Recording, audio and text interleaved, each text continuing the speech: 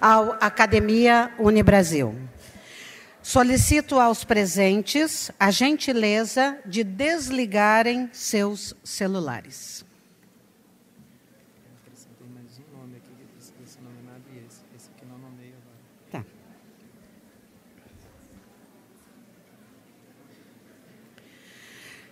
Informamos que, ao longo da palestra, perguntas poderão ser feitas à nossa convidada através de formulários específicos que se encontram com nossa equipe de apoio.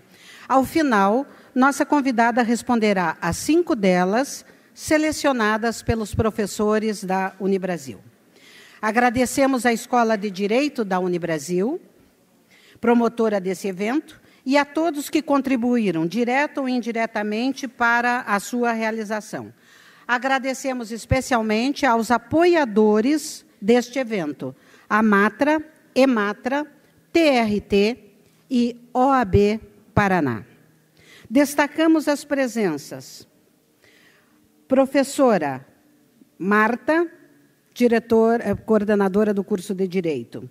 Dirce Cleve, Clube Sorotimista. Cidalita Campos Hidalgo, Clube Sorotimista.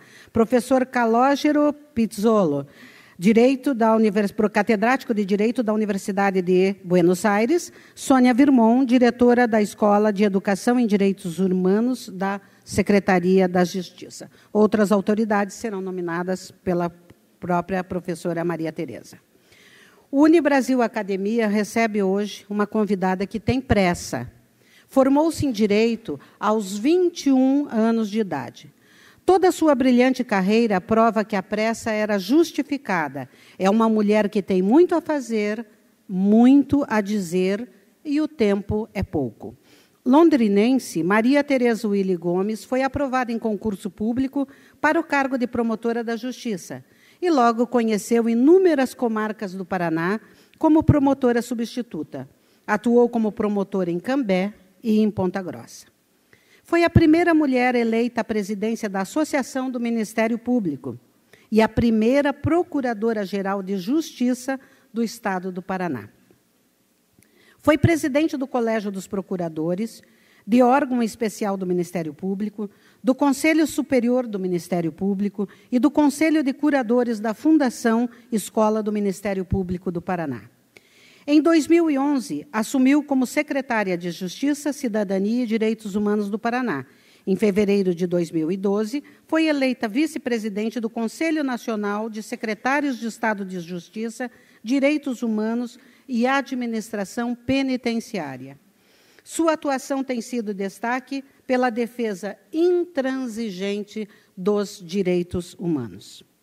Maria Tereza é uma das mulheres paranaenses homenageadas pela Unibrasil como exemplo de trabalho em prol do desenvolvimento do Estado do Paraná, na edição 2011, pela comunidade acadêmica. Seu trabalho na questão de gênero é reconhecido por todos. A última iniciativa, junto às desembargadoras Rosana Fachin e Lenice Bodstein, é uma grande força-tarefa para a efetivação do Acordo de Cooperação Técnica, firmado pelo Tribunal de Justiça do Estado do Paraná, com diversos órgãos públicos e instituições, que visa melhorar o atendimento à mulher em situação de violência doméstica. Implementação da Lei 11.340, Lei Maria da Penha.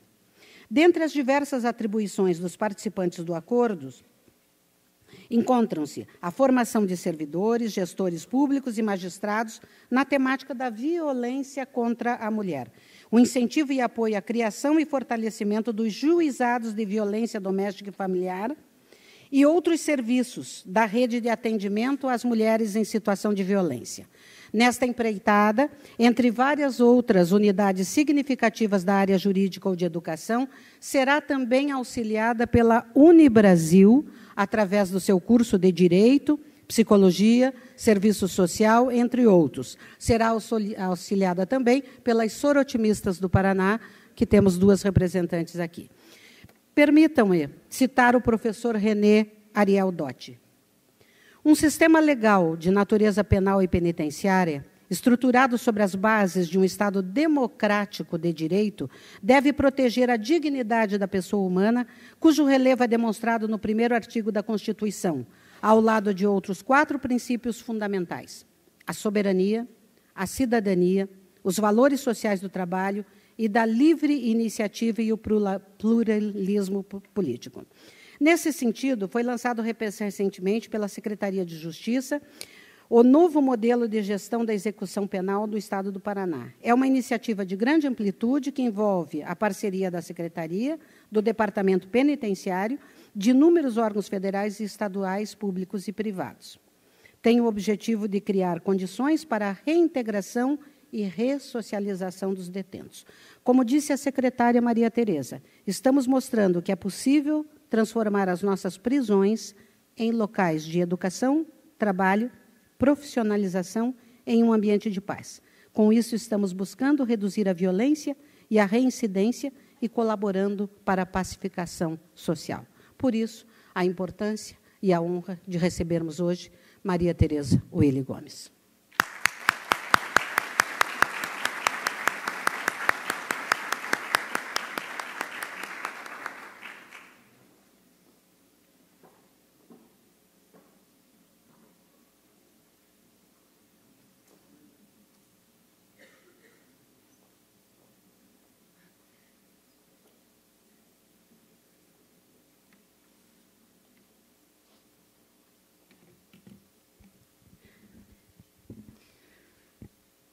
Quero inicialmente agradecer a generosa saudação feita pela doutora Wanda, professora a quem também rendemos as nossas homenagens por toda a sua trajetória acadêmica na Universidade Federal do Paraná e nesta conceituada instituição de ensino.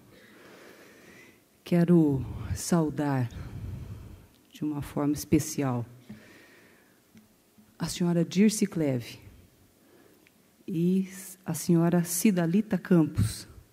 São 2 pessoas que se dedicam muito à questão da prevenção à violência contra as mulheres, fazendo um belíssimo trabalho, que é o trabalho voluntário das pessoas envolvidas na entidade Soro Optimista.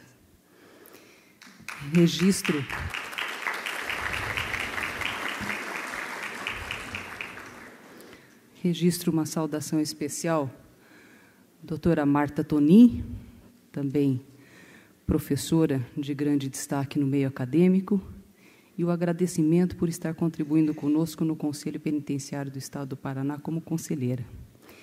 E, se me permitem, na pessoa, então, da doutora Marta, saúdo os professores desta casa que nos honram e nos prestigiam com a presença. Quero fazer uma saudação especial também à Sônia Virmon, que é diretora da escola, está conosco, ao Saraiva, diretor do complexo, ao Alcione e o Ébio, que são 2 servidores da CIJU, que estão trabalhando no processo de implantação das APACs, ao nosso assessor, Dr. Miguel Godoy, e agora a saudação carinhosa a cada um dos acadêmicos que aqui estão, dizer a alegria de estar aqui proferindo algumas palavras. Palavras que talvez sejam muito mais de prática do que de teoria. Ultimamente, o tempo tem sido um pouco curto na Secretaria de Estado da Justiça e sequer está sendo possível preparar um texto, porque as atividades são muito intensas. Gostaria de dar um cenário rápido a respeito da questão da execução penal, e muitos dos senhores podem estar aqui perguntando, mas o que é que eu tenho a ver com a questão prisional? Eu diria que todos nós, de alguma forma, temos alguma relação com a questão prisional. E talvez a fala de hoje, e este é o meu objetivo, possa contribuir naquele momento em que a gente, às vezes, quer escolher um tema para pesquisar alguma coisa. Então, quero contribuir um pouco, talvez, com algumas ideias que possam contribuir para alguma pesquisa acadêmica. A Secretaria de Estado da Justiça, Cidadania e Direitos Humanos É uma secretaria que tem um porte significativo dentro da estrutura do Estado. Ela tem hoje mais de 3.000 servidores e é responsável por 3 eixos importantes, que é o eixo do sistema penitenciário, através do Departamento Penitenciário, que é coordenado pelo professor Maurício Kine.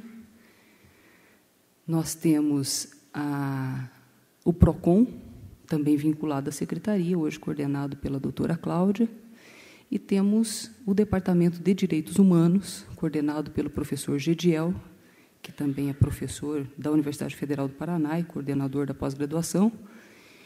E no Departamento de Direitos Humanos, ali, uma interface com diversos conselhos. O Conselho Estadual de Direitos Humanos, Conselho Estadual do Idoso, Conselho Estadual da Mulher, Conselho Estadual da Pessoa com Deficiência, enfim, vários outros conselhos, que também é uma temática bem diversificada. O nosso objetivo hoje é falar sobre a questão do sistema penitenciário e falar de um novo modelo de gestão da execução penal no Estado do Paraná. Eu diria que é pela lei de execução penal, é pela execução penal que se vive o direito penal. A execução penal é que dá concretude a todas as nossas teorias aqui de direito penal. Porque a partir do momento em que o ser humano é condenado a cumprir uma determinada pena, nós precisamos enxergar essa pessoa como ser humano.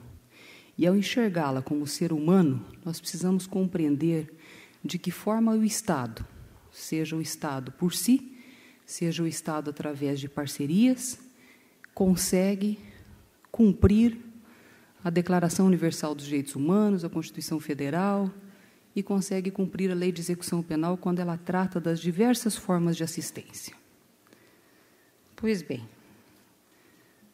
eu vou fazer uma fala um pouco crítica, mas crítica propositiva. Acho que se eu tivesse que me filiar a uma linha da criminologia, seria da criminologia crítica propositiva.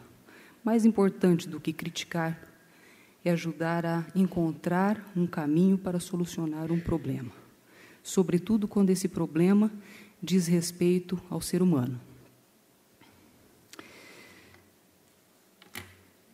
Mapa da violência. Mapa da violência é um trabalho, uma publicação, um estudo feito pela Unesco, junto com a Secretaria Nacional de Direitos Humanos, e ela nos revela algumas questões da violência. E diz lá que a violência é preocupante porque, e aqui eu quero fazer uma relação com os direitos humanos, porque viola o direito à vida, o mais fundamental dos direitos humanos.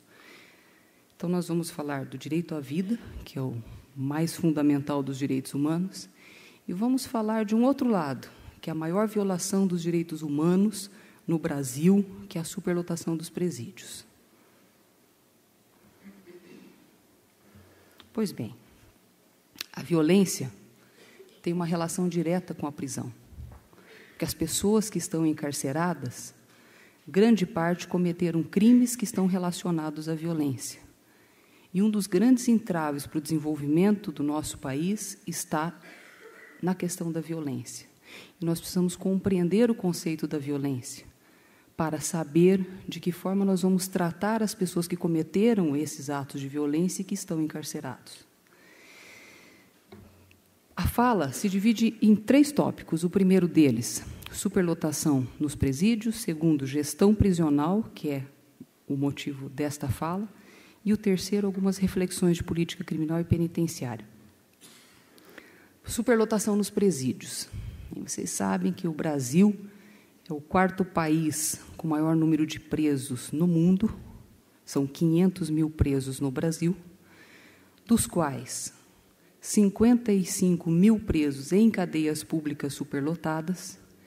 E dos 55 mil presos em cadeias públicas superlotadas, o Estado do Paraná, no início do ano passado, possuía um contingente de 16.500 presos sob responsabilidade da Secretaria de Segurança Pública e 15 mil presos sob responsabilidade da Secretaria de Justiça. A rigor, a questão prisional deveria estar toda centralizada na Secretaria de Justiça.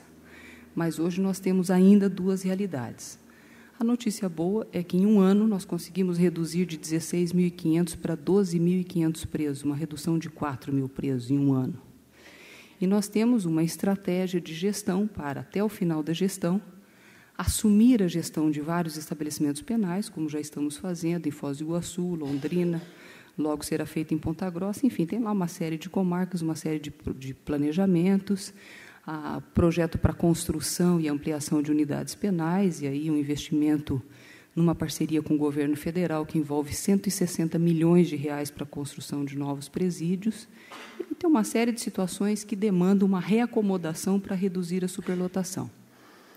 Pois bem, mas a superlotação nos presídios aqui no Paraná, que é a segunda pior do Brasil, e que é a maior violação dos direitos humanos, que é a superlotação nas cadeias públicas do interior sob responsabilidade da CESP, nós estamos gradativamente assumindo pela Secretaria de Justiça, esperamos até o final da gestão assumir a maior parte da gestão prisional das cadeias e temos como meta acabar com a superlotação. Segundo, no que diz respeito à gestão prisional. Na gestão prisional, nós sabemos que o Estado, e aí me refiro ao Estado de uma maneira ampla, por si não consegue dar conta de um problema dessa magnitude. Então, desde o início da gestão, todo o nosso corpo da Secretaria de Justiça, os nossos servidores estão empenhados. Nós já fizemos um diagnóstico preciso da situação prisional dos 15.000 presos da SEJU, já identificamos várias questões que precisam ser feitas e que já estão sendo feitas, objeto de intervenção, e celebramos um pacto, que é um documento firmado entre o Poder Executivo, o Poder Legislativo, o Poder Judiciário, o Ministério Público, Defensoria Pública e a Ordem dos Advogados do Brasil. São os 3 poderes constituídos e são as 3 instituições essenciais da Justiça. Esse pacto traz uma série de indicativos do novo modelo de gestão da execução penal do Estado do Paraná. Está disponível no site da Secretaria de Justiça para aqueles que quiserem conhecer de uma forma mais detalhada. E, fundamentalmente, esse pacto, que foi assinado durante uma sessão solene do Tribunal Pleno, no Tribunal de Justiça do Estado do Paraná, ele indica aqui várias medidas a serem tomadas pelo Executivo, pelo Judiciário, pelo Ministério Público, pela OAB, enfim, de que forma cada um dos partícipes pode contribuir para um novo modelo de gestão.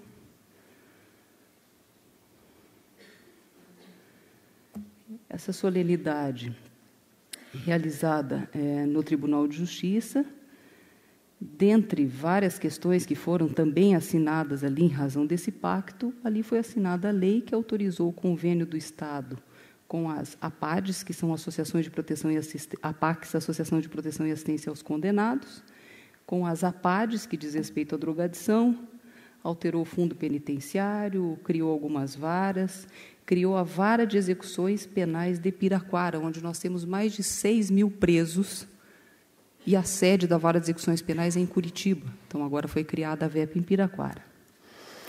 Também criou a Central de Vagas, que é uma forma de disciplinar o ingresso dos presos no sistema, criou o alvará de soltura, enfim.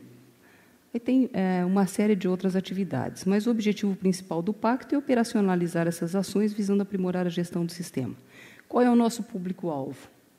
Nosso público-alvo, e prestem atenção nisso, são usuários de álcool, crack e outras drogas. Que nós entendemos que a maioria daqueles encarcerados, de alguma forma, eles possuem uma relação com a drogadição.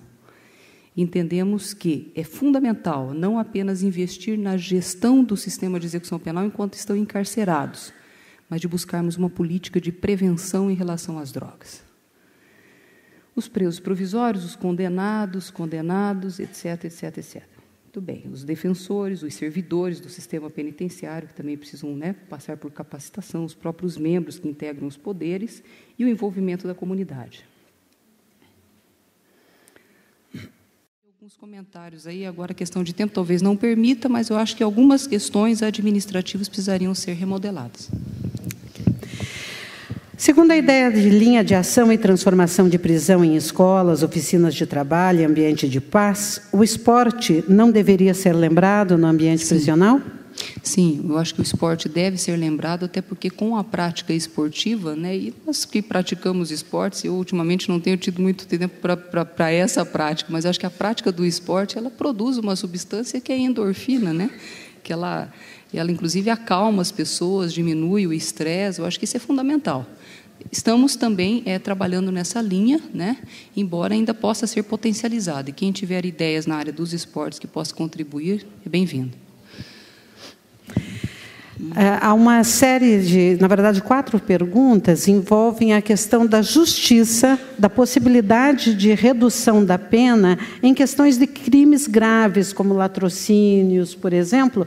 Então, se realmente é justo que as pessoas tenham essa possibilidade. Bem, a redução da pena na execução penal, ela acaba, né, acontecendo por força, às vezes, da remissão da pena, o que eu acho justo, que é um estímulo à escolarização e à profissionalização, independente do crime cometido. Em relação ao latrocínio, eu acho que a pena tem que ser muito severa, sim, porque nós não podemos abrir mão quando se fala de violação ao direito à vida de uma pessoa, né? E ali uma pessoa vítima de latrocínio perdeu a sua possibilidade de continuar vivendo. Mas em relação ao furto, o roubo sem arma, em relação ao tráfico de pequena quantidade de substância entorpecente, uma série de outros crimes, eu acho que nós precisamos rever a nossa legislação.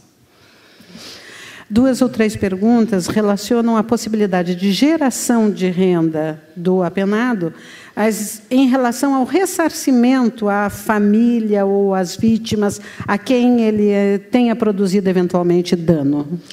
Perfeito. É a proposta, né, de alteração legislativa na perspectiva da justiça restaurativa, que em alguns estados, alguns juízes, né, alguns juízes alternativos, alguns juízes mais progressistas já estão aplicando, e que a nossa legislação no rol de penas alternativas ainda não prevê a justiça restaurativa no sentido da composição desse dano. Eu acho que devemos, né, sustentar nessa linha de justiça restaurativa e de modificação da legislação. E, enquanto a legislação não for alterada, o trabalho de convencimento, inclusive dos juízes, promotores, advogados, para que a justiça se antecipe e já comece a aplicar essas medidas. Muitas perguntas relacionando a questão da administração privada versus a administração pública e, principalmente, em relação a temas como racismo, como ressarcimento, como a questão da dignidade do trabalho, aplicação dos princípios de direitos humanos em um modelo ou em outro modelo, em relação ao público e ao privado. E a questão do racismo, trabalho em relação ao racismo, etc. O público e o privado, né, são, às vezes, eles têm enfoques diferentes em relação a determinadas temáticas. Acho que na execução penal, em relação a alguns temas, eu acho que o Estado não pode abrir mão, né? Principalmente quando se trata de violação de direitos humanos, acho que o Estado não pode simplesmente abrir mão. Ele tem que saber traçar essas políticas públicas, discutindo com o privado, que seria a comunidade ali representada, mas isso através dos conselhos, que são os espaços legítimos de discussão de políticas públicas.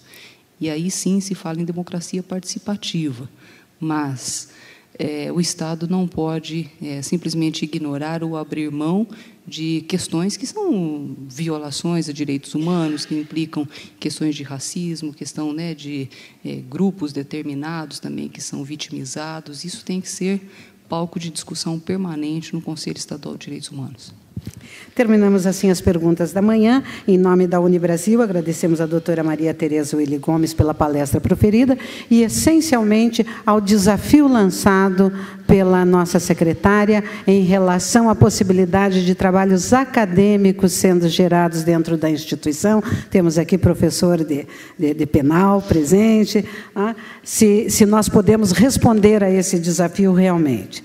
Muito obrigada a todos, docentes, discentes, em nome das Faculdades Integradas do Brasil, Unibrasil, agradecemos a presença de todos por terem prestigiado esse evento. Obrigada, tenham um bom dia.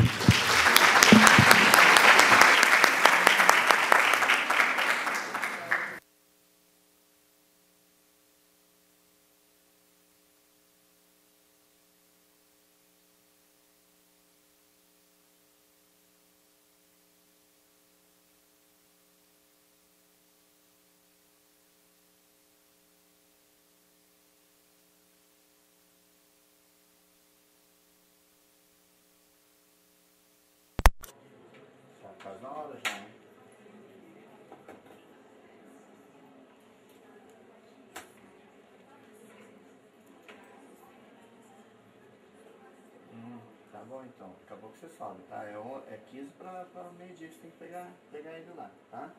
Beijo, se cuide na rua, tá? Tchau. Oi. Tchau, tchau. Mentira. Ei, eu tenho que levar o notebook, câmera, tudo e eu não sei desmontar nada. Vai que você... Já te ajudo. Ajuda tu. Ajuda não, você vai fazer. Qualquer coisa que eu mexa errado aqui, eu apertei ele parar aqui na sessão.